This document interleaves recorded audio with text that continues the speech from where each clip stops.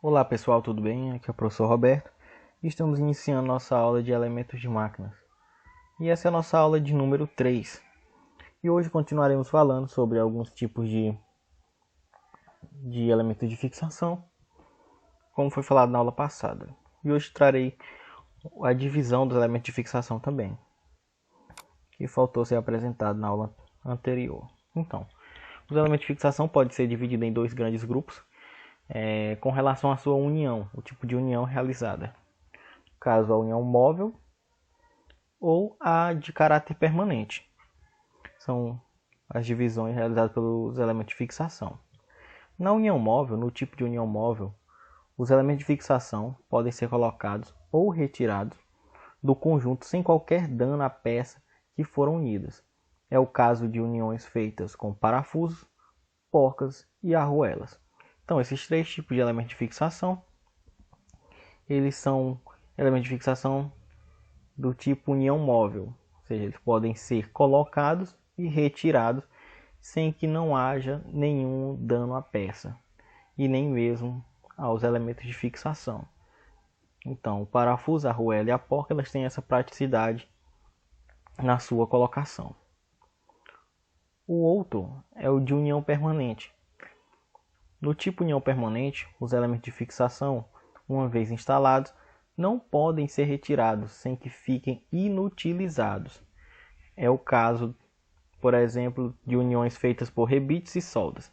Então, esse tipo de união, eles fazem com que o elemento de fixação fique inutilizado, ou até mesmo danifiquem a peça, que é o caso da solda quando retirada, até mesmo do arrebite, dependendo do modo como foi retirado. Então, quando colocados, eles não têm mais como serem retirados. Ou seja, geralmente esse tipo de elementos são colocados em locais onde tem que ser, eles vão ser colocados permanentemente, onde não vai ter uma manutenção para retirada ou colocação deste tipo de elemento. Então, um dos nossos primeiros tipos de elemento de fixação apresentados hoje é o pino. Tem a finalidade de alinhar ou fixar os elementos de máquinas, permitindo união mecânicas, ou seja, uniões em que se juntam duas ou mais peças, estabelecendo assim conexão entre elas. Para quem não sabe, talvez não esteja pensando, como é que é o pino, onde é utilizado. No nosso dia a dia, por exemplo, naquela parte da maçaneta, onde fica um ferrinho que vai ligar as duas maçanetas lá de fora e de dentro, vai segurar, aquilo ali é um pino. É um pino de fixação.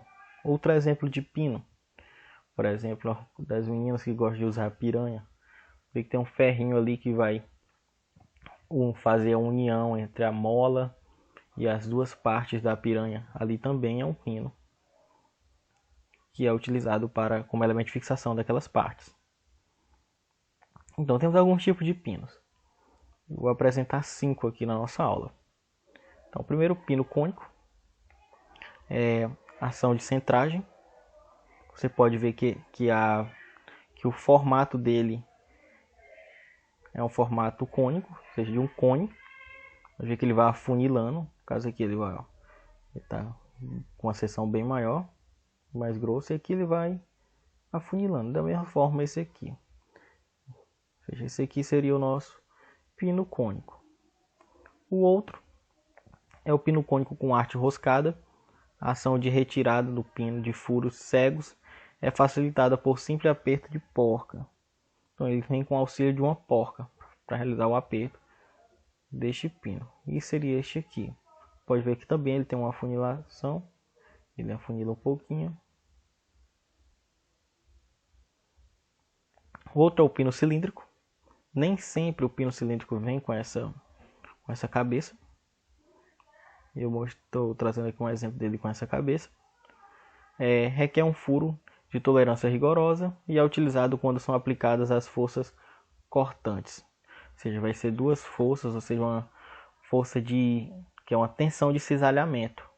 Quando tem uma relação de tensão de cisalhamento, vai ser utilizada o pino cônico ou cilíndrico. Como Vou dar um exemplo aqui para você, como se fossem duas forças contrárias. Um exemplo de tensão de cisalhamento é a tesoura. Pode ver que tem duas lâminas ali que exercem força em direções contrárias e uma disposta levemente paralela com a outra lâmina, ou seja, elas não estão retas, são um pouco paralelas. Então, este é o tipo de força ou tensão no caso de cisalhamento, que é a força cortante, que está relacionada com a ação deste pino. E como ele é cilíndrico, ele não vai afunilar, as forças serão melhor distribuídas nele. Pino elástico ou pino tubular partido, que é este aqui, apresenta elevada resistência ao corte e pode ser assentado em furos com variação de diâmetro considerável, ou seja, ele vai diminuir o seu diâmetro, causando um aperto onde vai ser colocado no furo. Ele vai ter uma seção um pouquinho maior, geralmente, do que o furo. Quando colocado, ele vai sofrer uma pressão, por isso que é chamado de elástico, ou principalmente tubular partido. Então ele vai se contrair, vai fechar um pouquinho essa fenda, e ao mesmo tempo vai estar sendo aplicada uma força de abertura, ou seja, ele vai ficar apertando. E o último pino guia, que serve para alinhar elementos de máquinas. A distância entre os pinos deve ser bem calculada para evitar o risco de ruptura. Então, também temos os cálculos para a utilização de pinos, que neste caso não vamos mencionar nessa aula, pois cada pino vai depender muito da sua utilização, vai ter uma espessura adequada e um tamanho adequado para a utilização desse pino, para que ele não venha romper ou danificar alguma outra peça da máquina, para que ela venha trabalhar com suas perfeitas condições. Também temos o contrapino, ou cupilha. É um arame de seção semicircular, dobrado de modo a formar um corpo cilíndrico e uma cabeça. Sua função principal é a de travar outros elementos de máquina, como porcas e pinos. Então vai servir como uma espécie de trava. Quando ela é colocada na seção, no furo, ela abre essas duas partes para evitar com que ela saia. Pois muitas vezes é colocada em locais onde tem movimento. Na verdade, geralmente vai ter movimento nesses locais. Então, para evitar a sua retirada, sua saída, abre-se essas duas pontas, fazendo com que fique maior do que a seção do furo e fazendo com que ela não saia. E o outro elemento de máquina, que é um dos mais utilizados, que é o rebite. O rebite é formado por um corpo cilíndrico e uma cabeça. Normalmente é fabricado em aço, alumínio, cobre ou latão. É usado para fixação permanente de duas ou mais peças. Então ele é um tipo de elemento de fixação permanente, diferentemente dos anteriores que acabamos de mencionar. Ele vai ser colocado e ali é para ficar até o tempo útil do rebite ou da peça. Então, temos alguns tipos de rebite que vão variar de acordo com a cabeça.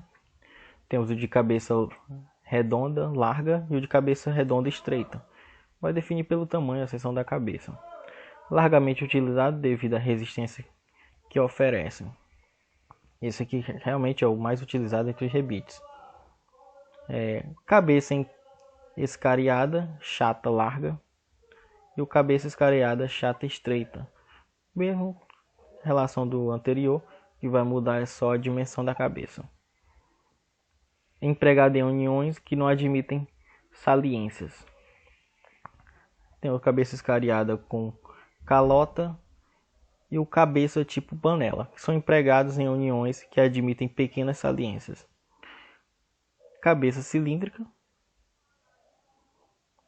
usada em uniões de chapas com espessura máxima de 7 milímetros. Então, para rebitagem, nós temos alguns equipamentos. Geralmente são esses. Nós temos dois tipos de rebitagem. Temos a rebitagem manual e uma rebitagem mecânica, onde se utiliza um compressor de ar. Então, aqui temos alguns equipamentos. Estes dois aqui, por exemplo, são chamados de alicate rebitador. Então, os tipos de rebitagem variam de acordo com a largura das chapas que serão rebitadas e o esforço a que serão submetidas.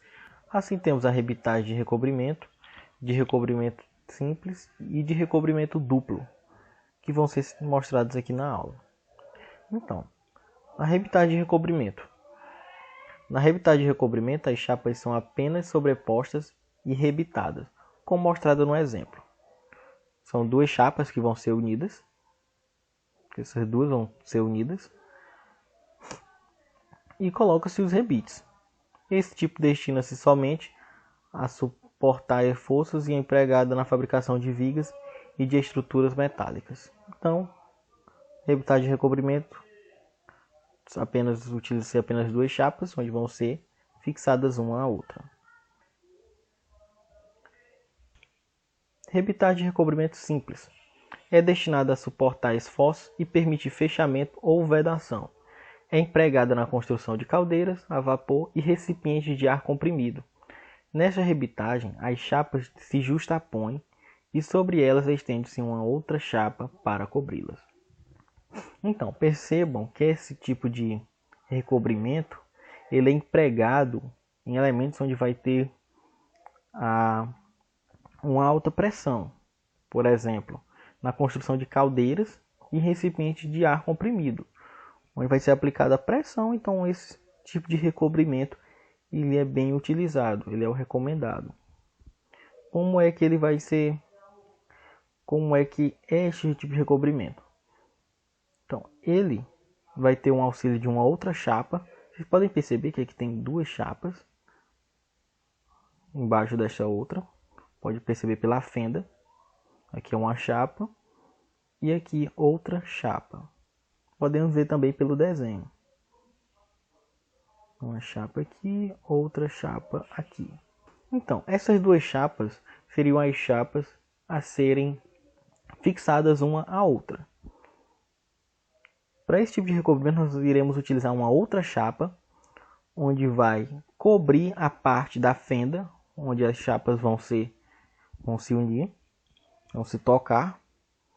E sobre essa chapa que vai ficar sobre a fenda, será distribuídos os rebites, pegando um lado, uma linha de rebites tocando uma das chapas e uma outra linha de rebites tocando a outra chapa, fixando a outra chapa. Então, essa chapa é que vai fazer o auxílio da fixação, da união das outras duas. Então, percebam que, em relação ao recobrimento, não está diretamente ligado aos rebites, mas a quantidade e a colocação das chapas em que são empregados os rebites. Podem ver aqui no anterior que são apenas duas chapas, uma fixada à outra de maneira direta. As duas que queriam ser fixadas e colocamos os rebites. Aqui já são outras chapas, outras duas chapas, só que agora são colocadas lado a lado. E uma outra chapa para auxiliar essa fixação. E aqui também temos o outro tipo, que é a rebitagem de recobrimento duplo, usada unicamente para perfeita vedação. É empregada na construção de chaminés e recipientes de gás para iluminação. As chapas são justapostas e envolvidas por duas outras chapas, que as recobrem por dois lados. Então essa aqui já é uma vedação mais perfeita, bem melhor que as anteriores, e vai ser colocada da seguinte forma. Vocês podem perceber que novamente temos duas chapas, uma ao lado da outra, e uma chapa sobre elas, auxiliando nessa fixação. Só que agora vamos ter uma outra chapa, que é colocada atrás, da mesma forma dessa chapa, que vai aumentar o poder de fixação dos rebites. Então aqui, olhando no desenho, fica mais visível. Podemos ver que tem duas chapas no meio, que são as chapas de fixação, que tem o desejo de fixá-las, e outras duas chapas, uma em cima e outra embaixo, que vai servir como auxílio, como ajuda para a fixação dessas outras chapas das chapas centrais, das chapas do meio. Então esta chapa é colocada no mesmo tamanho desta outra chapa, só aqui embaixo, e colocado os rebites. Então são esses os três tipos de recobrimento, de rebitagem. Então, na rebitagem também temos a relação de quantidade de rebites, colocação de rebites. Quanto o número de rebites que devem ser colocados, pode-se ver que, dependendo da largura das chapas ou do número de chapas que recobrem a junta, é necessário colocar uma, duas ou mais fileiras de rebites. Vai depender muito do tamanho das chapas, da espessura das chapas, de onde vai ser colocado, se vai ter um grande esforço. Então isso tudo vai depender para a quantidade ou espessura e tamanho do rebite.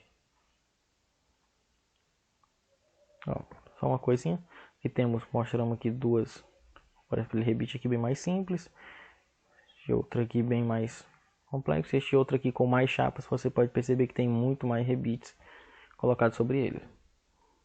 Outra coisa, vocês podem perceber também que no rebite, na rebitagem simples, pode ver que tem uma fila aqui de rebites aplicado nessa chapa e outra fila de rebites aqui também aplicado nessa chapa. Já no duplo, temos duas filas em cada chapa para fixação, porque vai ser colocadas mais chapas, então vai ter que aumentar a espessura, vai ter que aumentar o poder de fixação, ou seja, vai ter que aumentar o número de rebites. Então, cálculos para rebitagem. Para rebitar é preciso escolher o rebite adequado em função da espessura das chapas a serem fixadas, do diâmetro do furo e do comprimento excedente do rebite, que vai formar a segunda cabeça. Então veja a seguir como vai ser feito esses cálculos. O cálculo do diâmetro do rebite. A escolha do rebite é feita de acordo com a espessura das chapas que se quer rebitar. A prática recomenda que se considere a chapa de menor espessura e se multiplique esse valor por 1,5, segundo a fórmula. Então, a fórmula temos aqui, que é D, que é o diâmetro do rebite, que é igual a 1,5 vezes a menor espessura. Ou seja, D, que é o diâmetro do rebite, é igual a 1,5, que é uma constante. Ou seja, esse valor vai ser fixo, é um valor que não vai variar. E aqui o valor da menor, o valor de espessura da menor chapa. Temos um exemplo, por exemplo, para rebitar duas chapas de aço, uma com espessura de 5 mm e outra com espessura de 4 mm, qual o diâmetro do rebite? Então, temos a nossa fórmula, D, diâmetro do rebite, é igual a 1,5, que é a constante, vezes a menor espessura de chapa. No caso, temos duas chapas, então a chapa de menor espessura é de valor de 4 mm. Então, fica 1,5, substituímos esse valor por 4. Multiplicamos, o diâmetro do nosso rebite a ser colocado tem que ser um rebite de 6 mm. Também podemos calcular o furo, o diâmetro do furo onde vai ser colocado o rebite. Então, o diâmetro do furo pode ser calculado multiplicando-se o diâmetro do rebite pela constante de 1,6. No caso, 1,06, desculpa. Onde DF é o diâmetro do furo, igual a DR, que é o diâmetro do rebite, vezes 1,06. Ou seja, vai ser, quando for feita a multiplicação, ela vai ser levemente maior do que o valor do rebite. No caso, o valor do diâmetro do rebite. E o 0,06, como já falei, que é uma constante, um valor que não vai ser variado. Temos outro exemplo, bem simples, esses cálculos. Qual é o diâmetro do furo para um rebite com um diâmetro de 6,35 mm? Então, DF, que é o diâmetro do furo, é igual a DR, diâmetro do rebite, vezes 1,06. Então, DF é o valor que nós queremos calcular, queremos encontrar. DR a questão já deu, que é de 6,35 milímetros, vezes a constante, que é 1,06. Multiplica-se, é igual a 6,73 milímetros. Um tamanho é um valor levemente maior do que o tamanho do rebite. Também temos o cálculo do comprimento útil do rebite. O cálculo desse comprimento é feito por meio da seguinte fórmula, onde L é o comprimento útil do rebite, Y é a constante, determinada pelo formato da cabeça do rebite. Então, cada formato de cabeça de rebite vai ter um valor, vai ter um valor de constante. E D, que é o diâmetro do rebite, que dependendo do que for feito, podemos ser calculado anteriormente, como fizemos nas questões anteriores. E S, que é a soma da espessura das chapas, ou seja, dessa vez nós vamos utilizar apenas uma chapa. Vamos utilizar as duas chapas, o valor da soma entre as duas, da espessura das duas chapas, para a realização do nosso cálculo. Então, para rebite de cabeça redonda e cilíndrica, temos 1,5 com o valor da constante. E para valor de cabeça escariada, temos o valor de 1, ou seja, não vai ter alteração. Vai ser simplesmente a soma entre o diâmetro mais a soma das espessuras das chapas. Então, temos um exemplo. Calcular o comprimento útil de um rebite de cabeça redonda com o diâmetro de 3,175 mm, para rebitar duas chapas, uma com 2 mm de espessura e outra com 3 mm. Então, na questão ele já disse que a cabeça do rebite é um tipo de rebite de cabeça redonda. Então, vamos utilizar a nossa constante 1,5.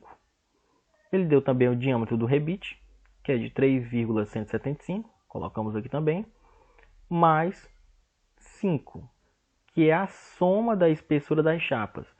A primeira chapa de menor espessura, de 2 mm, e a outra chapa de 3 mm. Somamos as duas, fica o valor de 5 mm.